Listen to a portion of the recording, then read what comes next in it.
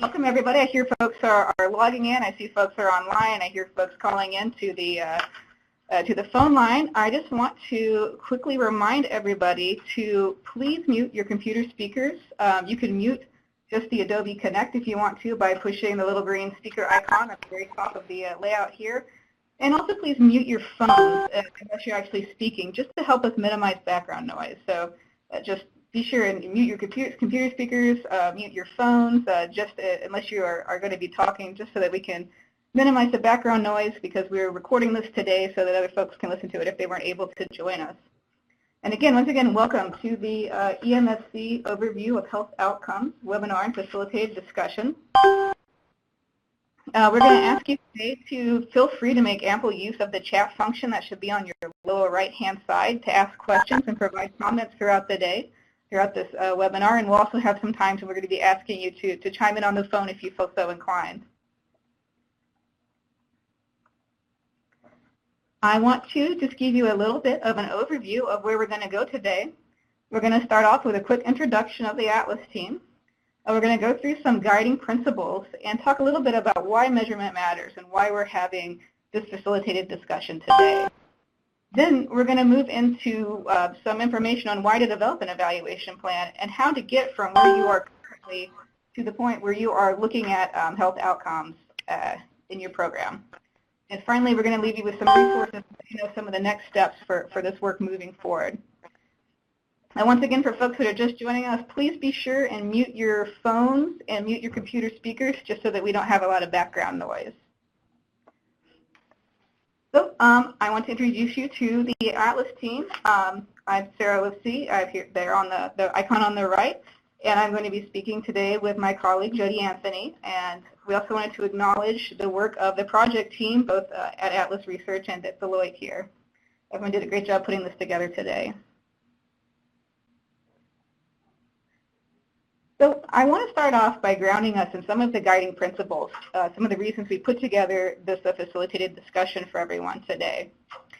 The purpose of all of this is that we are going to be hosting a series of facilitated web discussions and providing additional technical assistance to assist the state partnership grantees in measuring their program success. And this is really a vital part of Goal 1 of the EMSC 5-year strategic roadmap, the aligning EMSC program investments to amplify and demonstrate impact with the ultimate goal of helping demonstrate improved pediatric health outcomes across this continuum of emergency care. We wanted to pull this guiding principle right out of the NOFO. HRSA will work with EMSC stakeholders to develop relevant metrics to describe progress in pediatric health outcomes, which may be incorporated to supplement and revise program performance measures identified in the NOFO during the grant period. So what this really is part of this ongoing work, which will be moving forward to help identify ways to describe progress in pediatric health outcomes at the level of the state grantees. And health outcomes are the changes in the health status of an individual or a population that result from your program's activities. So what we want to do is help walk from the activities that your program is undertaking now and how you're measuring the outputs of those activities all the way to health outcomes. And the good news is you're not in this alone. You're not being asked to just come up with these all on your own right now. What we want to work through is this EMSC health outcome selection process that is state-driven, that's rooted in your successes to date at the state level, and it is reflective and participatory across the diversity of the EMSC program stakeholders. Today's facilitated discussion is just the first step in this process. There are the QI collaboratives, the annual meeting, there's going to be additional web facilitated discussions and other resources that we'll be talking about a bit later in this webinar. So I want to start out, before we get into the meat of this presentation, with just a little background information about why measurement matters and why we're bringing this webinar to you today.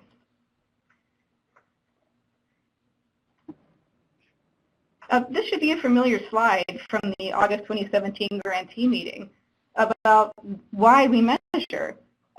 We really need to be able to measure so that we can provide accountability to Congress, to HRSA, to your state and local partners, to the taxpayers, and also to the children and families that make use of your programs.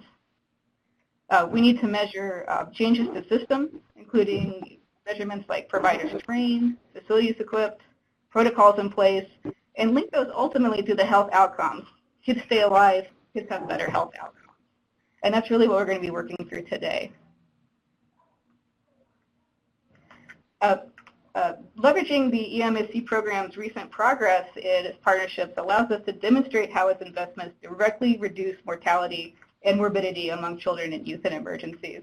And this is really like taking the important work that you're doing and being able to show how it's efficient, who are the beneficiaries, how we can prioritize these mission critical impacts, and really harness the power of storytelling to make sure that we're able to talk about the good work that's being done in these programs.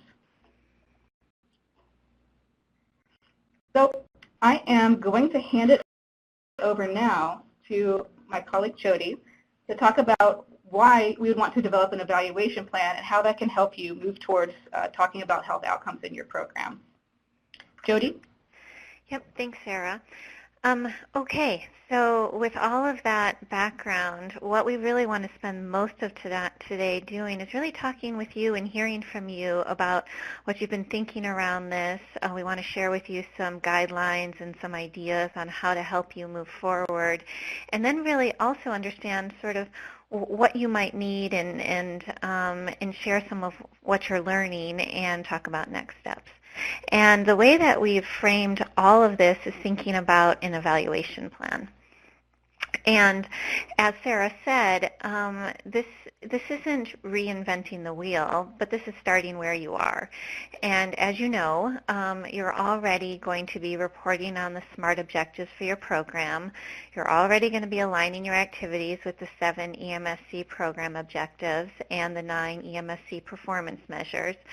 And so what we want to help you do is think about how it all fits together and how do you get from here to health outcomes. And our suggestion, the way that we're thinking about it, and we think it makes sense, is to use an evaluation plan with the theory of change that will help bring it all together. And so I don't know how many of you are familiar with this idea of an evaluation plan, but the way that we really think about it, and this shows here the sources, the CDC evaluation manual, it's not just us, is that it's particularly useful when programs who are dealing with large and complex public health problems where they know what the ultimate outcome is, and it's often ambitious and long-term, like eliminating a problem or condition or improving the quality of life, but there's a lot of steps in the process to get there. And so a strong program description, including an evaluation plan, provides not only the intended long-term outcomes, but on the short-term and intermediate outcomes that precede it. And so a theory of change, or sometimes this is sometimes used interchangeably with a logic model, and then there's often debate about how they're different. But we're using the words theory of change today, and the theory of change really requires no new thinking about your program, but it really converts the raw material generated in your program description into a picture of the program. And it really helps you answer the overarching question of how does your work impact your mission to save children's lives?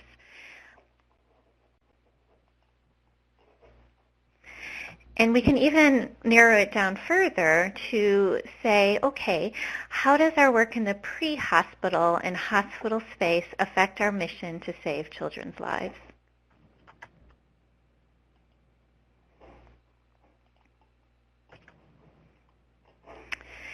And as Sarah said, the way, and you'll hear health outcomes talked about in different ways, but the way that we're framing this is that it changes in the health status of an individual or a population that results from your program activities. And sometimes you might hear them called health indicators as well. And there's a variety of different health outcomes for each of these different types of health challenges or issues, from asthma to trauma. So I want to take a step here and ask you to complete our first poll, which is What is your experience in developing a evaluation plan, theory of change, or logic model? And the first one is I've never created one, which means you've never heard of one, you've never thought about it, these are all new words. B is I'm familiar with the concepts but haven't created one. C is I have created one, not necessarily for the EMSC. And the fourth is you've created an evaluation plan with the theory of change or logic model for your EMSC program. So I'm going to give you a second to complete that.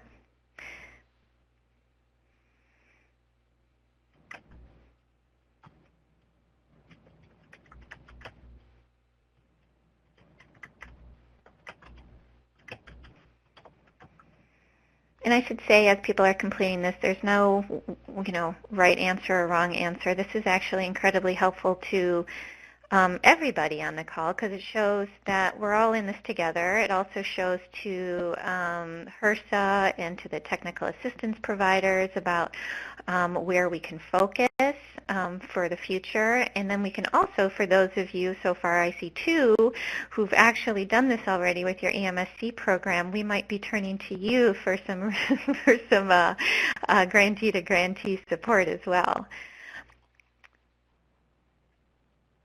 Is there anybody else who still needs? All right. Do you want to broadcast the results, Sarah?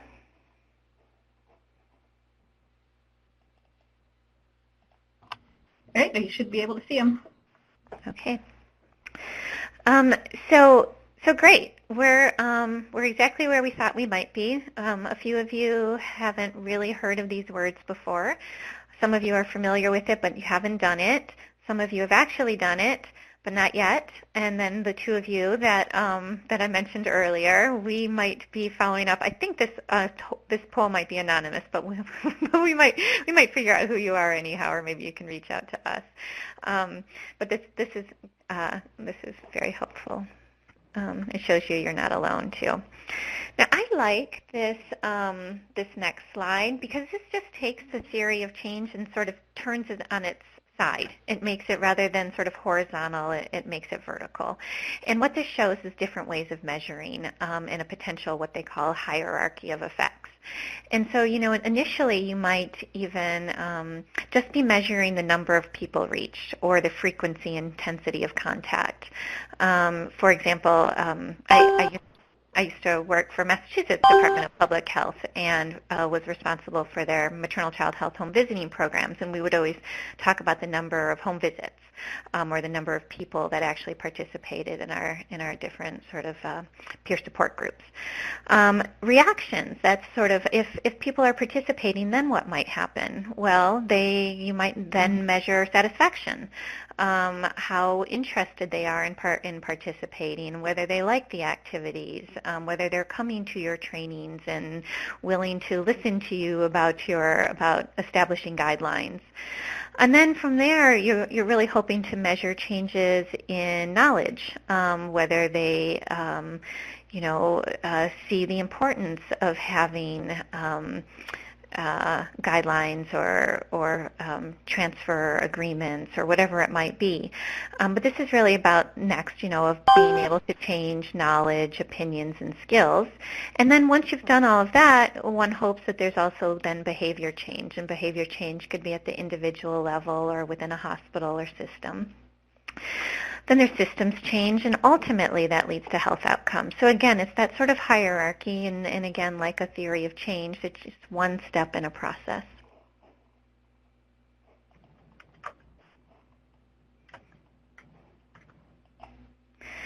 And so as I just mentioned, we did come up with a very simple example here around your inter-facility transfer guidelines.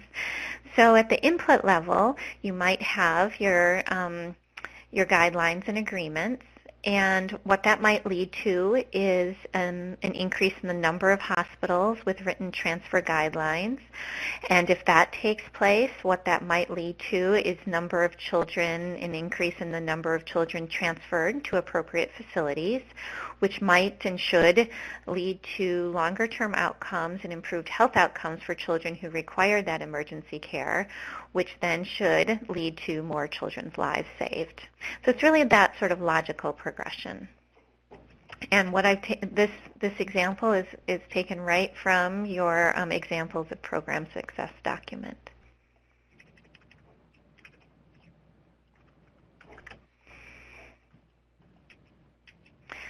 Okay, so how do we get there? And I have another poll for you. So this poll is, to what extent has your EMSC program already started planning for choosing and reporting health outcomes? We'll give that a few minutes. And there's not at all, a little, a lot. We're already reporting.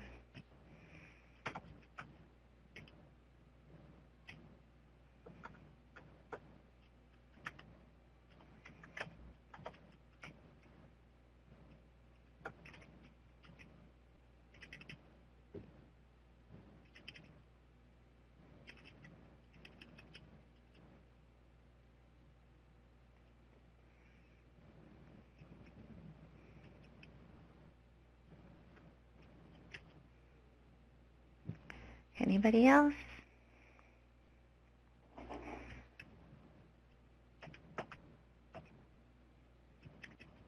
Okay. Okay, so a little. Most of you are at a little, which is perfect. This is where we're beginning. And so what I then want to ask you, I don't know if you can move this out of the way, Sarah. Don't quite know. Thank you. So this is where I want to open it up to conversation. And I have to admit that I'm a little bit new to the EMSC state grantee partnerships world. So I'm hoping that you are the kind of crew that's going to speak up now and take yourself off mute and really share right now to what extent do you think your current evaluation activities are capturing your program activities, and whether that's at the output or outcome or even impact level. So maybe you're all going to talk at once, but I have a feeling I'm going to be urging at least a couple brave souls to speak out. And as you just saw from the poll, most of you guys are in the same place. Great, and if you would rather type it into the chat box, this is Sarah, feel free to do so. Looks like in Tennessee, they've gone to measuring participation and changes in knowledge levels.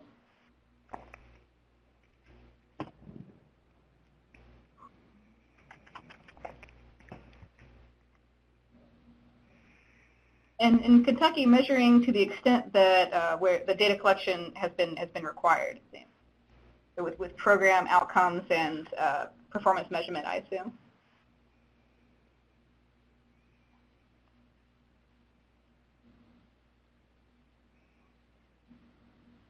It's looking like measurement at the participation level and the knowledge change level, and also the performance measurement level might be the most common types of evaluation activities that we're hearing so far, Jody.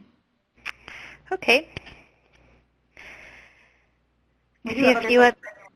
Yep. I see a few other people typing. Let's just give it a minute. And people could also speak out if they would so like. When I meet you in the April meeting, I'll give you a special prize. could be I don't know, packs of chocolate if you like chocolate.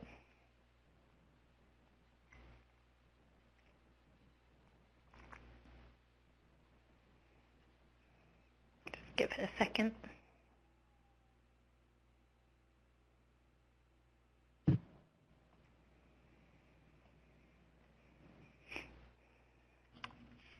So it looks like they're measuring outputs in Utah, but would be interested in having an evaluation plan template.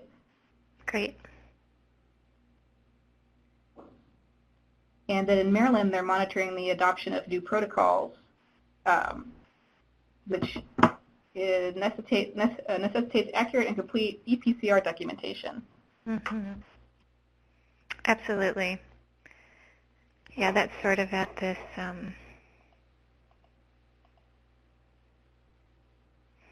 turn it back to here. This just happens to be an example from the interfacility, but helps remind you sort of what we're talking about here. And yay, Jolene. Good suggestion.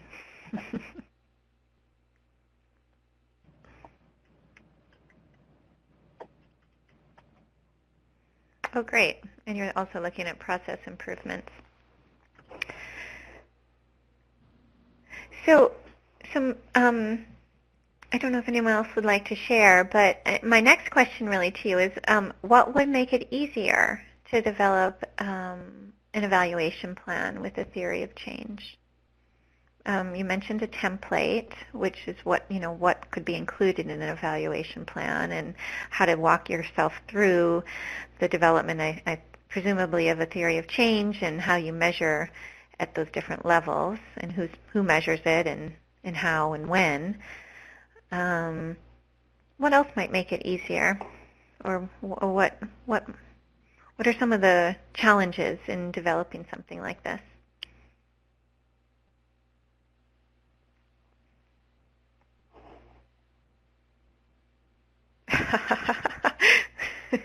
Right. Ms. Cleary?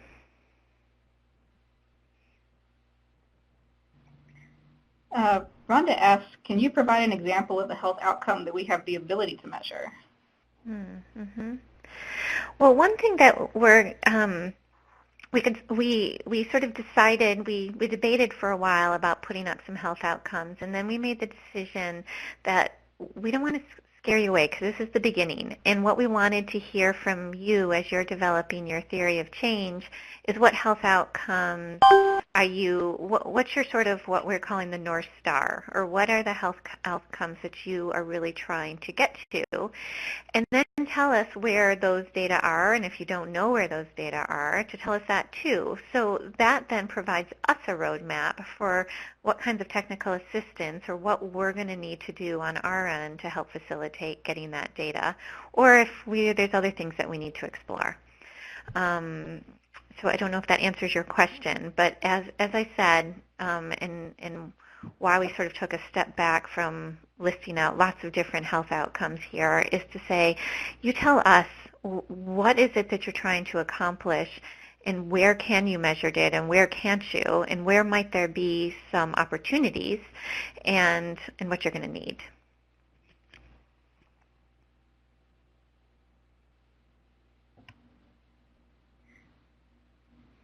Alan notes that it can be hard to measure the big goal of reducing morbidity and mortality. Are there impacts that could be measured, outcomes that can be measured that are kind of on the path to reduce morbidity and mortality that are perhaps easier to measure?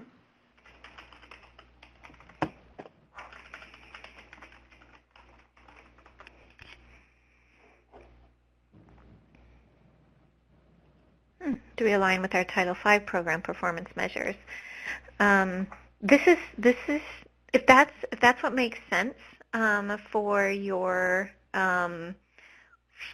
initiative, for your program, then absolutely. It's not a requirement. It's not something that HRSA EMSC has set out, saying that you must align with your Title V performance measures. But if that fits with what you're trying to achieve, and they are collecting those data, it seems like it makes perfect sense, and might be a sort of a low-hanging fruit in terms of what you can measure, since they're already measuring it. One suggestion that we got for something that you could measure as a step towards measuring reduced morbidity and mortality is EPGs on asthma and improved outcomes as a result of implementing EPGs. Mm-hmm. Absolutely. So those are evidence-based guidelines. Yep.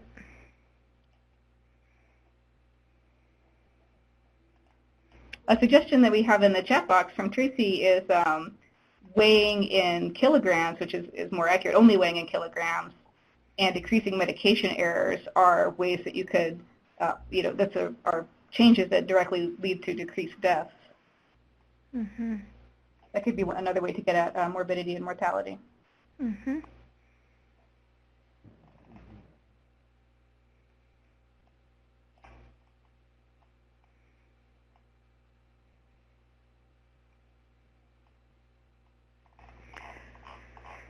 Okay. Is there anything anybody else would like to say in terms of what might make it easier to develop an evaluation plan with a theory of change,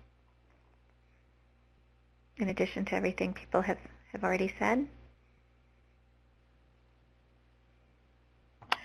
Anybody who'd like to talk on the phone, feel free to take yourself off mute and chime in. No need to be shy.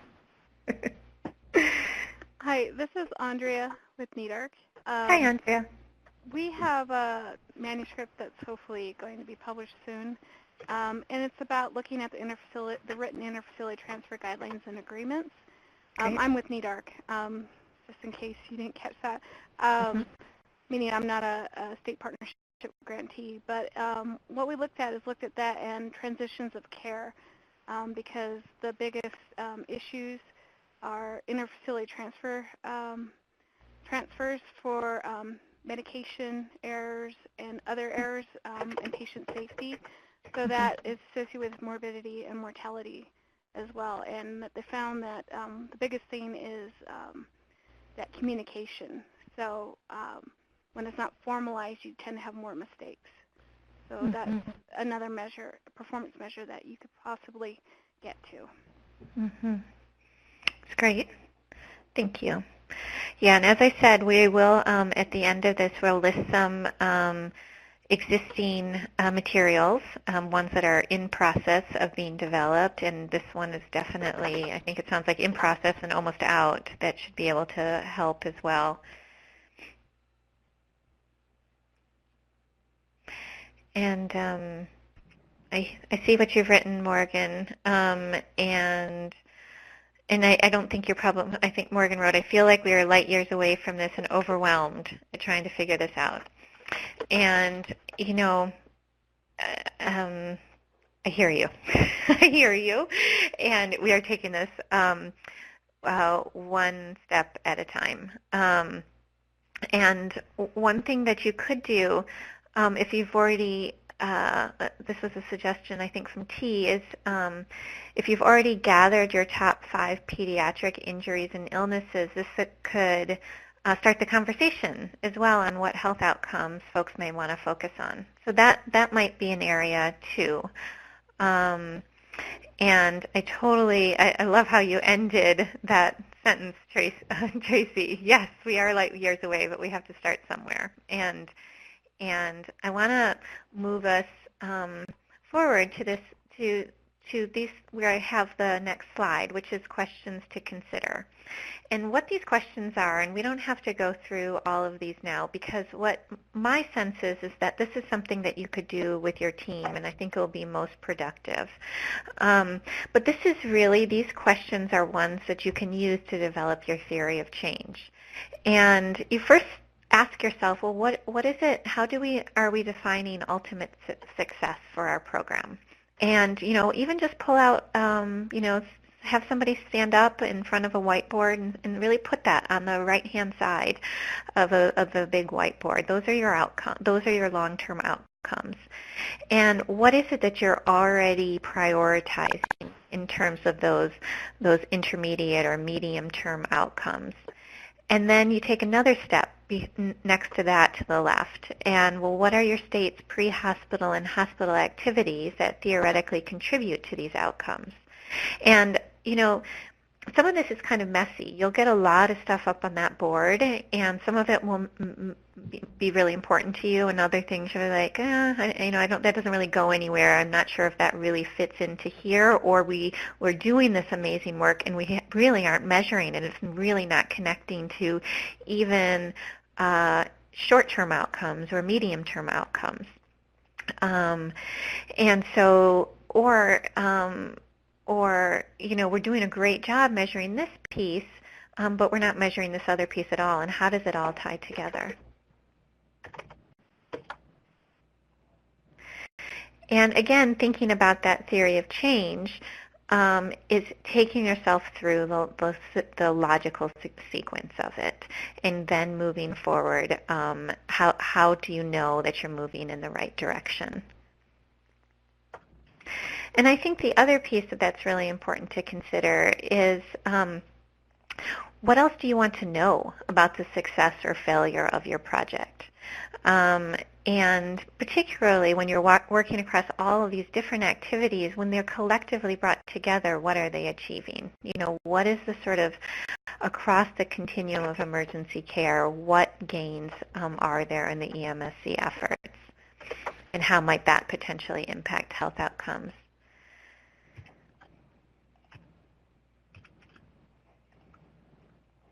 Jody, I want to pause and point out a little bit from the chat here. I see that Louise pointed out that their injury prevention branch in Hawaii is reporting some of these outcomes, and Tracy noted that there are recognition programs in each state that are highlighting some of these changes. So and it's something we're going to talk about a little bit later, if there may be partners in your EMSC program that do have this data or do know where it is or how to get it, it's going to be really important to bring into this conversation in the future. Yeah, absolutely. And I think that also speaks, I mean, that's a great example, the example with the Title V and Maternal Child Health Block Grant, what they're having to collect. There's probably more data out there than you realize, and it's not all on your shoulders to try to find it either. I mean, that's something that we can help with as well. So what I thought we could do next is to actually work through an example, and maybe we'll be through the chat box. Can everybody see this chat? I'm hoping they can, but I'm seeing Morgan is saying, we know that a PEC leads to better compliance with being prepared in regards to equipment, policies, et cetera, but it's still a big step to linking it to outcomes. That's right. That's right. And, you know, maybe one way of thinking about it is that you're contributing to these outcomes. You know, health outcomes are affected by a myriad of different factors, some of which can be intervened on, some which can't.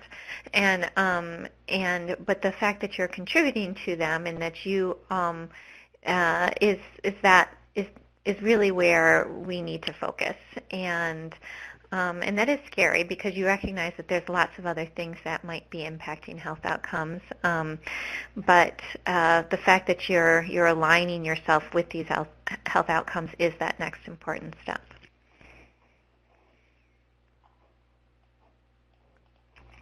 So the example that we were thinking of is to focus on the percentage of EMS agencies in the state or territory that have a process that requires EMS providers to physically demonstrate the correct use of pediatric-specific equipment.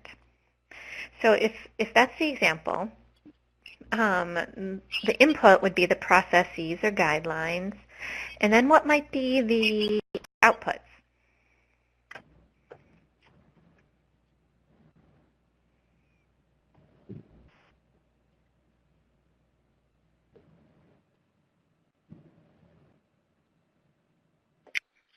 Hi, can you say that again? That was quite a long one. Could you just read that out for us again? Sure. So it's the Grab me force funding and put it in it. So it's the EMS agencies in the state or territory have a process that requires EMS providers to physically demonstrate the correct use of pediatric-specific equipment. So we have as an input, we've got these processes or guidelines. What, if we have these processes and guidelines, what's the next sort of logical step? The input being process or guidelines, the output.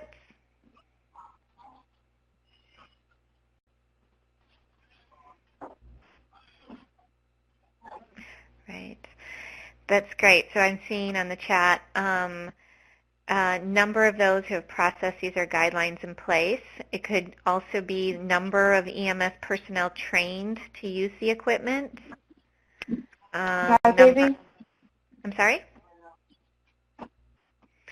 Number of EMS personnel who have physically demonstrated the correct use. Could be another couple. So if we have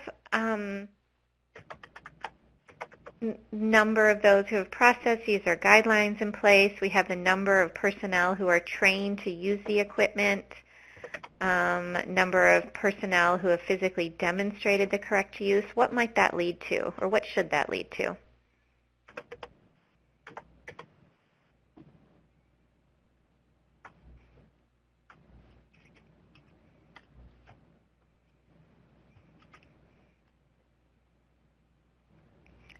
I see people are typing. More confident and competence? Absolutely. When faced with these difficult calls? Absolutely. It'd be like a knowledge change and an attitude change. Mm-hmm. Mm-hmm.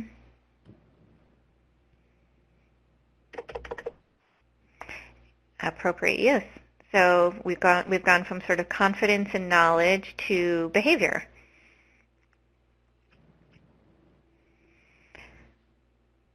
And so we might see, correct use in the patient setting. So number of children, an increase in the number of children treated by trained EMS personnel. Absolutely. A cultural shift. Oh, that's great. Yeah, absolutely. So that's getting at the systems change level. Mm-hmm.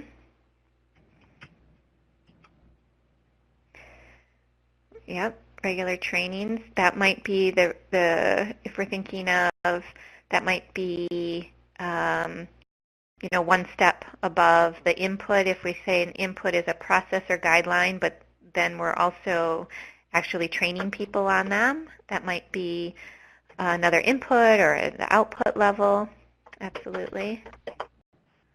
Decreased number of incidents of incorrect use. Yeah, yep. If we can measure that. And I don't know if you just caught what I said, but I said, yeah, if we can measure that. I think, when you're first doing this brainstorming, to put it all out there, and then you can start to whittle down and say, well, is this part, what would it take for us to be able to measure, this? And might it be easier to measure it in this other way? And to start that process and start that thinking through, and then you start thinking about the data sources and how you collect the data. But in the initial, I think doing this kind of brainstorming is just very helpful. But are they all measurable? Oh, yes. Yes, exactly, Diane Williams. Yes, I think at this point, put them all out there, and you can. It's not going to be helpful to you to have a theory of change with 1,000 things you can't measure, but it is helpful for you to really think through these different pieces, and you might realize that what you can't measure, maybe a partner over within a hospital system can measure that, and you might not know. So you don't want to preclude that by saying, oh, we can't get that, because you might be able to. You're not sure yet. And it might actually even spur different ideas and different thinking. And if it turns out, I think one of the exciting pieces about this and the fact that you're not doing this alone, if it turns out that you have identified something that you think is a really important short-term outcome, and many of the other grantees have done that as well, but you're not quite sure how to measure it, perhaps that's then EMSC's, HRSA's call to then think about how they can support getting those data, if lots of people want them, if lots of grantees want them.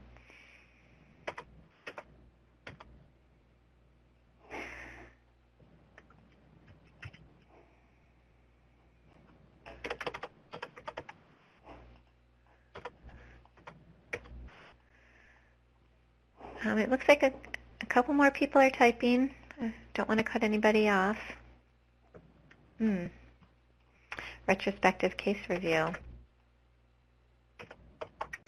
Yeah, absolutely. We've got an epidemiologist here or something. Yes, retrospective case review to establish baseline and then implement full chart review. Yeah, absolutely. And maybe, maybe there's a partnership that you can have where you take a random sample of that in different hospitals, and, that's a possibility too. And maybe there's a, maybe there's a partnership with the university that can help you with that kind of data collection as well. And then Rhonda's asking, are we supposed to use this process in developing our SMART tools for this grant cycle?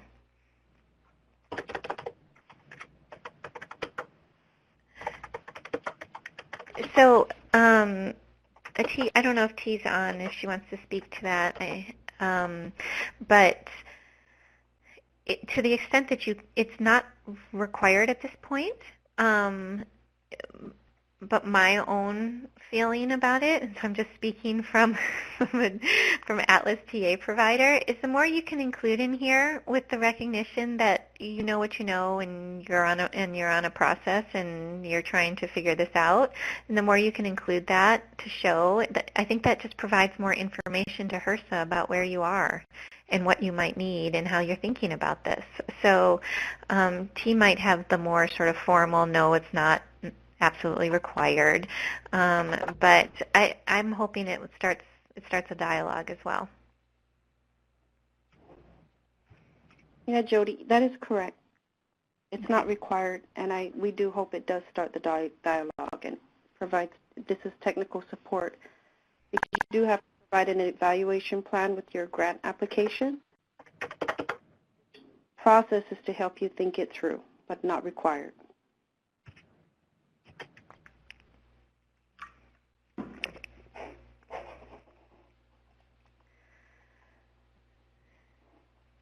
So with that, Sarah, do you want to just talk about the next steps and resources?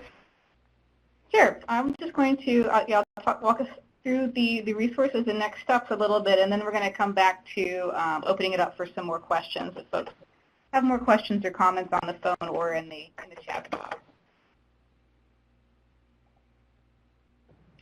So really, this is the beginning of a series of steps in the process of creating health outcomes and thinking about health outcomes. You want to put together a team, much like you learned about putting together a team for responding to the NOFO, but a team to think about getting to health outcomes. The next step is what we presented here today, helping develop a theory of change. From that theory of change, you select your state priorities. I mean, we could have a very expansive theory of change with many elements of it, but of course time and resources are always limited, and you want to select priorities for your states that are most appropriate and that are going to showcase your work in the best way. And then finally, explore the resources that you're going to need to reach these health outcomes and health indicators and report on them. And that is a process that we even touched on a little bit today, talking about what partners might have this data, what systems might have this data, where partners and systems might need to be developed or curated to get to this data. And you'd want to reemphasize that this is work in the future. This is not happening, supposed to happen right this very moment, but we want to get everyone thinking along those lines that this is where we want to go eventually. So once you're clear on the things you want to accomplish and how your activities relate to your intended outcomes, and that's the theory of change, you prioritize and you identify the resources you need moving forward. So there is going to be more upcoming assistance. Some of the information you've seen here is kind of a preview of a health outcomes playbook that the Atlas and the Lily team are working on. This is going to be a resource for thinking about theory of change and health outcomes, and it will be coming soon-ish. It will be coming in the future. And we are going to have more upcoming webinars expanding on these topics and responding to the questions and needs that you have. So if you have thoughts or suggestions or big picture questions that you would like us to address, please let us know. And then finally, well, not finally, but a big step in the process will be the April-May 2018 Program Managers Meeting, where we'll continue to work on this process. Just kind of as a preview of that first step that we talked about, and the first step in the Health Outcomes Playbook, which will, one of our future products, is just building a team here. And we just want to get folks thinking about pulling together team members who have some of the following skills and knowledge areas, including the ability to make decisions about your grant, knowledge about your program's activities and partnerships, you really want folks to have a broader vision of what you want to accomplish with your grants. You want broad thinkers. People who know about the available data sources in your state are really valuable. And people that can gain access to those data and also who can analyze them. And sometimes those are harder folks to find depending on the size of your program, of your state health department. This is an area where partnerships with universities and other types of partners might come in handy, and other partners as well. Again, this is future work, but we just wanted to give you a preview of this first step here for building a team. And I also want to point out that we have some folks in the chat box that are giving us some good resources for data. From Tracy suggests the State Child Death Review Board, the FIMR group, Vital Statistics. Vital Statistics is a very good resource. And your state injury prevention programs. These are all partners that might have access to data or interesting data. We do have a link to the roadmap slide set from August. Cork just posted that down there in the chat. And I want to open it up now, both in the chat box and over the phone, if you are feeling brave, for any questions that you have about today's presentation, about health outcomes, about evaluation plan development, or theories of change.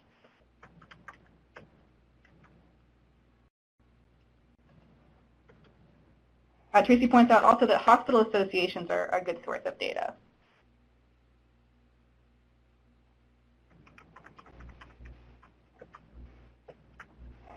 Do we have any questions on the phone from folks?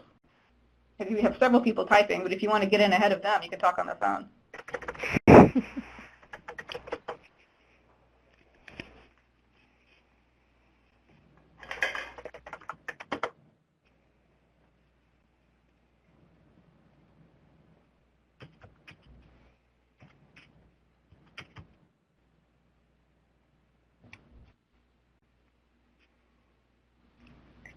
Jody, do you have any other comments yourself?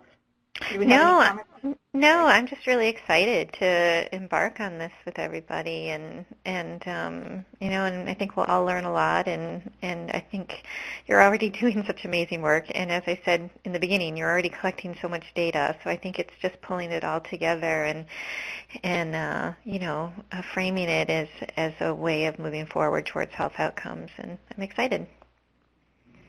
Right, I think folks are further along this process than maybe they think that they are. There's a lot of data. Mm-hmm. We do have a question from Jolene of what does an evaluation plan look like? Mm-hmm. Well, they come in all shapes and sizes, and we can post, I think the CDC reference that I made earlier, we can post that here or send it around later.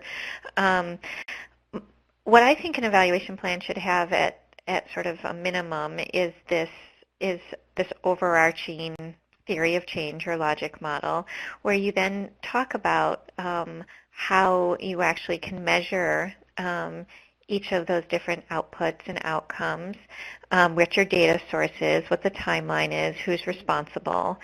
So it's almost like a work plan, but for evaluation. And that's probably the simplest way of describing it.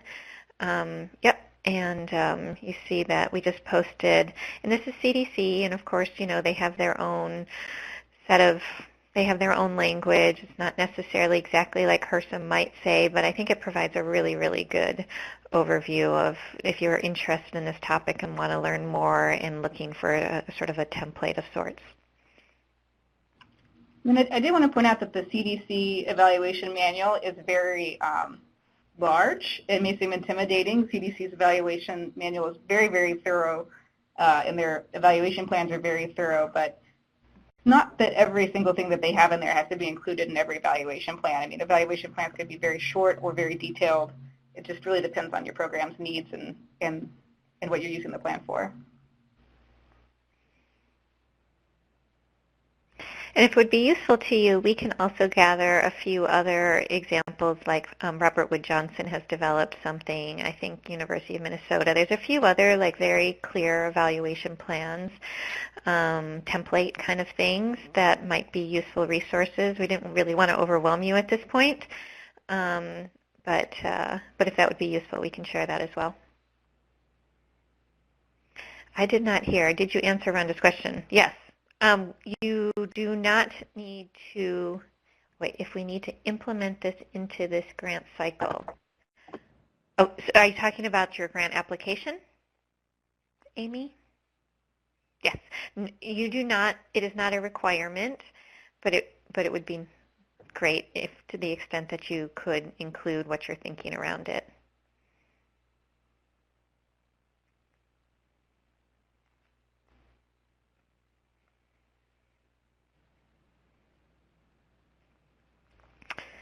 I just wanted to go back to the guiding principles here that this is going to be, HRSA will work with the stakeholders to develop these metrics, moving forward. They may be incorporated to supplement and our revised program performance measures identified during the grant period. So this is really, I think it's important to know that this is work that's going to be going into the future, and that's why we're having this discussion today, just to kind of give folks some background and some grounding in these topics. Right. Right. So while it's not included in your application, it will be included in your future work.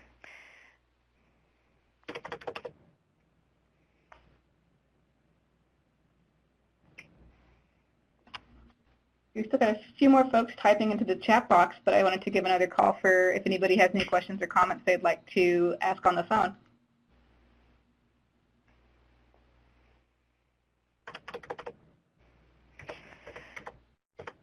Maybe by our second web-facilitated discussion, it will be people will feel more comfortable.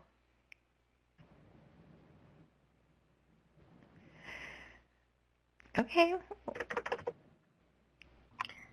I don't see any other questions in the chat box. Last call for questions or comments. And of course, you can also reach out to us if you think of any questions that you have afterwards.